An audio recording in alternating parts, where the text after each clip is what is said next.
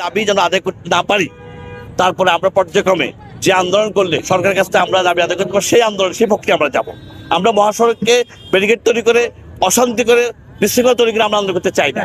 আমরা আমাদের যে প্রক্রিয়া, আমাদের যে দাবি আজকে এখানে উপস্থিত হয়েছে, এখানে সব বাস মালিক সমিতির নেতৃবৃন্দ, এখানে বাস মালিক বিন্দু, আমাদের এই প্রতিষ্ঠানের সাথে যারা সম্পৃক্ত, যারা এটা করে খায়, যাদের রুটি রুজি পরিবার প্রয়োজন করে খায়, তারা এখানে উপস্থিত হয়েছে। তাদের দাবি যারা স্লিপার বাসটা একটা নীতিমালার মাধ্যমে এসে স্লিপার বাসটা চলে, এই ইতিমধ্যে হাইকোর্টে মামলা প্রক্রিয়া দিন এবং মন্ত্রণালয়ে সমস্ত এই স্লিপার বাসের নীতিমালা নিয়ে মন্ত্রণালয়ের সমস্ত দপ্তরে সমস্ত পেপার সাবমিট করা হয়েছে, সেটাও সিদ্ধান্ত হতে অপেক্ষা রয়েছে, সেটাও প্রক্রিয়া দিন। এই অবস্থায় তো বিএডটি আমাদের গাড়ি ডাম্পিং করতে পারে না কোনোভাবে, যেহেতু হাইকোর্টের সিদ্ধান্ত এখনো হয়নি। হাইকোর্টে মামলা চলছে, আমরা পক্ষপাত, আরেকটা পক্ষ মামলা করেছে, আমরা পক্ষপাত ছিলাম, আমরা পক্ষপাত আছি, আমাদের সমস্ত ডকুমেন্ট সেখানে আমরা সাবমিট করেছি। আজকেও সেখানে মামলা ডেট আজকে চলছে, আজকে হাইকোর্টে মামলা অলরেডি আমরা একটা রিপোর্ট পাবো একটু পরে হয়তো ইনশাল্লাহ। এরপরে শুনানি চলছে, মন্ত্রণালয়ে আমাদের কাজ চলছে।